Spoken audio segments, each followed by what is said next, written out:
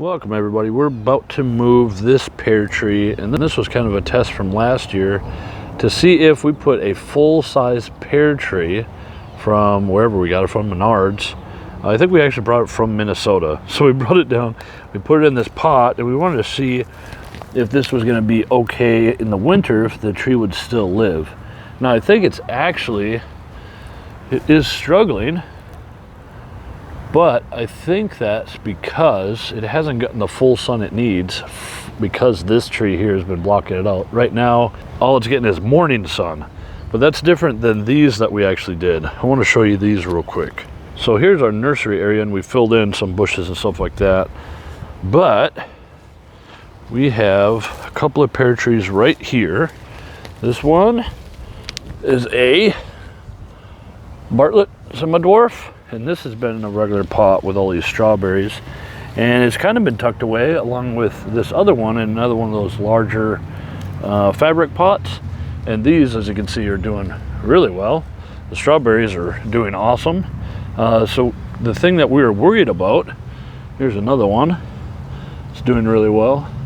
The thing we were worried about was leaving trees in pots, you know, 2, 3, 4-year-old trees in pots, and having them get frozen out during the winter. So we're like, well, let's just kind of bunch them together, but we never really got them bunched together to really protect anything.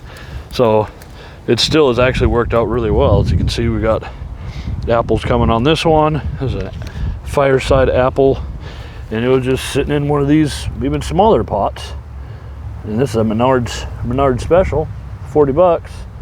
We got last year, and it's doing amazing. So if you're thinking about if you're worried about space, or you're not sure where to plant the trees, I know in our case, we wanted to have some potted up because we're providing landscaping services with fruit trees and berry bushes. So we wanted plants that we could move by hand without having to dig them back up and to strip the soil and all that stuff. So we're gonna take this other tree out of the pot to see how root bound it is after a year.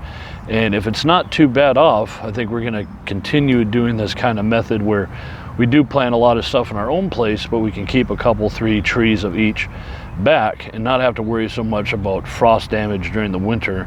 Because last winter we still experienced -30 temps, depending on if you believe in wind chill or not. And all these trees are doing fine. It's just that first pair hasn't gotten enough sun because of the tree that is too big. So let's go. It's heavy, so I'll bring you back in when I get the tree out. Sorry about that. So we actually cut that video short because it made sense to do so as we're editing it, because it's raining, so we're inside editing videos. So we did post that before, and it's a good video of us planting this tree, and we added a whole bunch of different bushes, so it's more of a fruit tree guild video. So I think I did the tag thing, the border thing on the top, and it should be in the video description. So thank you for watching, and we'll see you in that video. All right, bye-bye.